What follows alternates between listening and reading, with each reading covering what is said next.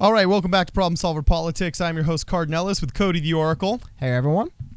And today we're going to ask a question. Actually, today we're going to analyze the recently released debate schedule and talk a little bit about how well we think Andrew Yang will fare on the debate stage with some pretty heavy hitters.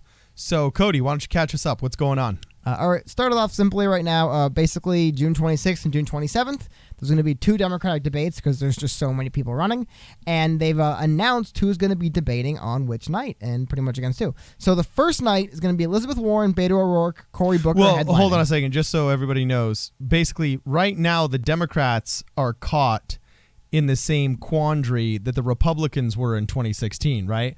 There's so many of them. Similar, yeah. I think there's still more for Democrats than there were. I don't think there was 20 Republicans. Didn't we top out at 19, but there was like 16 allowed on the Fox News debate stage? Same thing here. There's actually, I'm counting right now. My math is Isn't so it bad. 23 Democrat There's 20 candidates? people on the stage these two nights. 10 one night, 10 the other. Okay, so we thought it was completely crazy in 2016 to have an amount of candidates in the teens, but now we've surpassed that and we've hit 20 plus. What's 2024 going to be? Well, like a football game?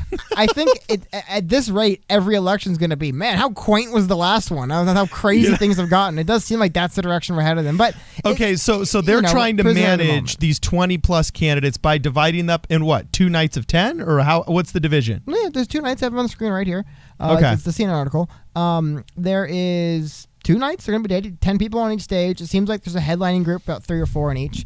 However, night one, and really quickly, if you guys can flash up on the screen, you can see who is going to be on each night. We'll revisit it in a second. I just want to go over to a 538 article where they broke down by night, and the total support for, as far as percentage of polling data, for night 2 candidates is 64%, which by process of elimination doesn't leave much left for night 1, where Elizabeth Warren is coming in at about 8%, Beto O'Rourke at about 5%, and then it's Cory Booker under 3%, Amy Klobuchar under 3%, and then no one else surpasses 1%. Meanwhile, night 2, where Andrew Yang is going to be debating, he's going up against Joe Biden, who's still holding strong at 30%, Bernie Sanders at 18%, Kamala Harris at 7%, Pete Buttigieg at 5%, and then Andrew Yang at a 1%. So he's definitely in the heavier hitting of the 2 nights. The title of this is called "The DNC Tried to Avoid a Lopsided Debate. It Got One Anyway." Does 538, I know he's a big Democrat. All right. Joel Silver, I believe, is the purveyor of 538. It's Silver. I don't think it's Joel, but it's Silver. Yeah. Oh, you're right. No, Joel Silver. I'm sorry. That's the Hollywood guy. Yeah. I apologize. Yeah. He does not. Nate Silver. I believe Nate it is. Silver. Nate Silver, yes. Thank you. Sorry, Joel. I know Nate is a big Democrat. And now the media, instead of reporting, they always do this assumptive selling. You know, if you ever go to buy a car, you'll talk to the salesman and they'll say, so when would you like to come in and sign the papers to sign this or to purchase this? Because they assume that by just talking to you as though you're already going to buy the car will make you, it'll Jedi mind trick you into actually buying the car. So now news is all just a bunch of wannabe Jedi mind tricks where they write headlines based on what they want to happen, hoping that the public reading this headline will seed their mind into thinking it's going to happen.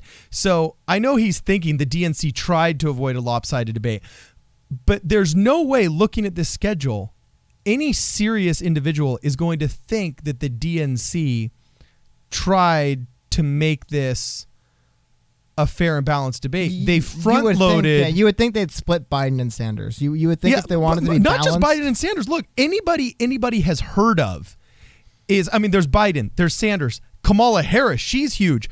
Buttigieg has got this like rising star internet phenomenon, a little bit similar media to Andrew Yang's. astroturfing is another way to put that, but yeah. Okay, fine. But then Yang, Gillibrand, who's been in the news a ton, is a firecracker.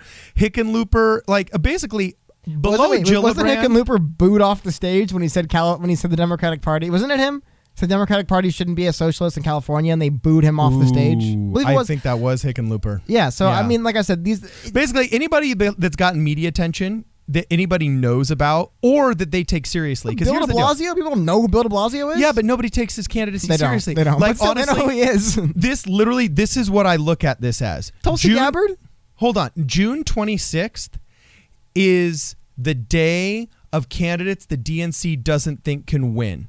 Yeah, no on Tulsi Gabbard because she helped out with the anti-gay marriage stuff with her father 20 years ago, and that's the original sin of the Democrat Party but if right we're going now. back 20 years ago, Warren, it's not they like know Joe Warren. Biden's clean. No, hold on a second. Yeah, but see, Democrats will always support a juggernaut. Hold on a second, really quickly. I just want a quick aside. I think you'll find this interesting. Okay. I saw recently posted on Twitter, I think today actually, somebody went through and they posted the GOP primary poll from 2015 of June. And I want you to hear what things look like then. Just to keep in mind. Okay. Jeb Bush was holding strong at 22%. All right. Jeb. Mr. Walker was at 17%. All right. Help me with that one. I actually don't remember who that is. Marco Rubio. That was Governor Walker of the state of Wisconsin. Yeah. Marco Rubio's at 14. Ben Carson's at 11. Huckabee's at 9. Ryan Paul's at 7, right? Is it the right? Paul Ryan. Paul Ryan. Is it Paul? There's a Paul in here. Is that Rand Paul? It's just the last name.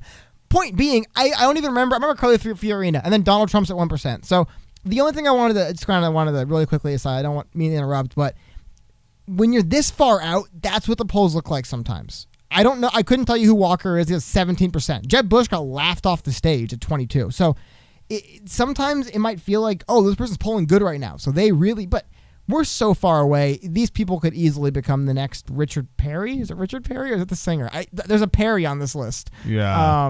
Rick Perry. You were talking about Rick Perry. There we go, Rick Perry. Where he was really far ahead and then he said a lot of stupid stuff and all of a sudden got a lot of doused. people that are on that Democratic stage are at risk of being the Huckabees and the Pauls. And well, the I don't know. I look today. at this and the DNC, the Democratic National Committee, is so corrupt.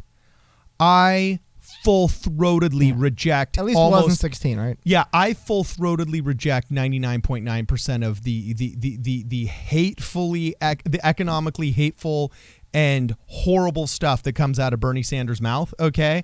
But I will fight to the death the ability of him to have his free speech rights to articulate those ideas, and the DNC pushing him out of the Democratic debate process in 2016 so they could pave the way for Hillary Clinton to lose, by the way. To lose, as completely evidenced by the Podesta emails and the WikiLeaks and everything. The DNC is so corrupt, from Donna Brazile to Wasserman Schultz. I'm not a fan either, but what makes you think that we this have is to say, to be frank, I'm pretty sure it will be the same. However, that was 16. This is 4 years later. Maybe they got those people out. Maybe the Hillary kind of influence is gone. Because, it is really bizarre to think about. Why'd they back a loser? They did. They backed the loser. Hillary did not have the support in the groundswell, and she lost to Bernie. And they said, well, we'll back her anyway. But she's a juggernaut. Anyway, all the ragging on Democrats aside, let's get down to, so we decided night one doesn't matter. How's Yang going to do? These people are basically just going out there. I think Yang's going to mop the floor with them.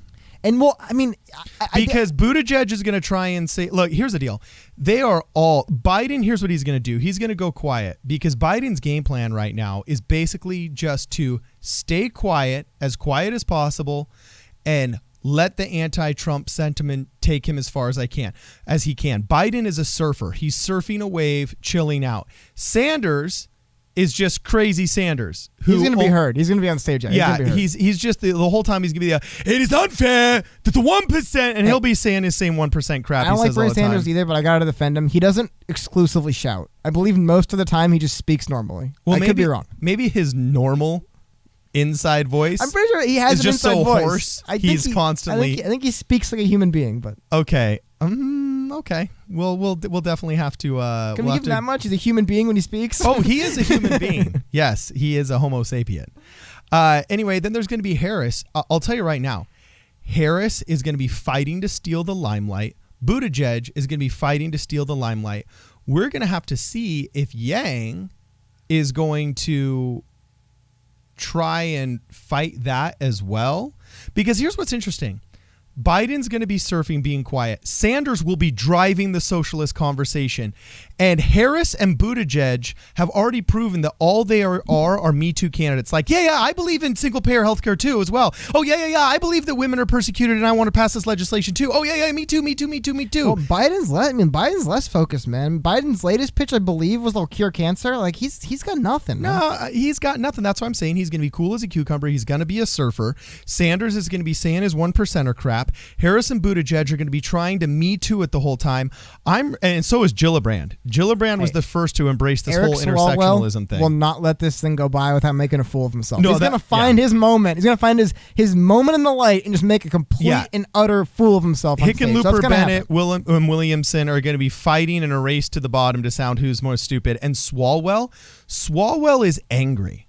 You can tell Swalwell's angry because he's like, I've been fighting Fox News and I've been shilling and they're not loving me. He's an angry, spoiled boy. That's his shtick. He's just kind of, that's his thing. That's what he does. That can be his fine, but I can just tell you right now, Yang is going to stick out like a sore thumb because the second he says, I'm advocating for universal basic income, not only is he walloping anybody socialist on that stage with a seemingly more socialist claim, but he then all of a sudden is going to be the only guy on stage that appears remotely moderate because he's going to start talking with facts and numbers, and he's going to have to admit, as he has admitted on his party platform, that there's many leftist and SJW things that are actually working against the left and the Democrat Party. The second he says we got to seal the border in order to pay for universal basic income, he is going to drive the SJWs nuts and will stick out like a sore thumb. Who else has closed borders on that stage that same night as him?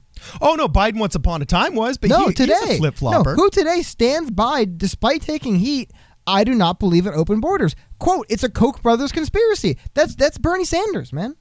Oh, yeah. Sorry, I forget. They're one and the same in that sense of, but here's the big thing, and we brought up UBI, the big thing that I believe with Andrew Yang. Something else Andrew Yang doesn't believe in, which is not very typical of fellow Democrats. He's against the $15 minimum wage. Oh, I know. But the second they start talking minimum wage. If they start off, if they don't let him get to UBI and they say, do you approve of minimum wage, they're going to circle him and rip him to shreds. Or try to. He's going to, he has a lot of the facts on his side, thankfully, but for him. But the idea is they're going to turn around and just start attacking him. Oh, you don't believe in that? Oh, it's because you're a capitalist. This is the way I see this conversation going. Biden stays silent on minimum wage because they don't ask Biden. They don't ask Sanders because everybody knows what they think already. They're going to ask Harris. And Harris is going to say, or they'll ask Buttigieg, do you believe we should have a minimum wage? And he's going to say yes, and it should be federally $15 an hour. And then Harris is going to say, no, it should be $20 an hour. And then Kristen Gillibrand is going to say, no, it should be $40 an hour. And they're all going to compete for the biggest soundbite of who wants the highest minimum wage. And then Yang's going to say, no, the facts and the numbers of minimum wage don't add up. They chase more jobs towards the robots, and the robots are going to destroy the truck drivers and the retail clerks in all your districts. You are stupid.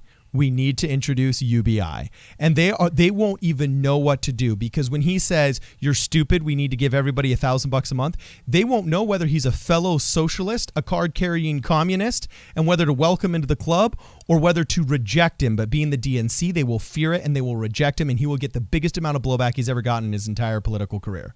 From the Democrats, not from the Republicans. I do agree this night, the 27th, is going to be that moment for Andrew Yang where he really has to make his position relative to the establishment Democrats known. He's going to have to go on that stage and either shoulder to shoulder, I'm one of you guys, or, hey, what you guys are doing isn't working. We need to do it different. So I agree that I think this will be the night that he basically, and one last thing I want to get to really quick, Political article, and just one closing thought.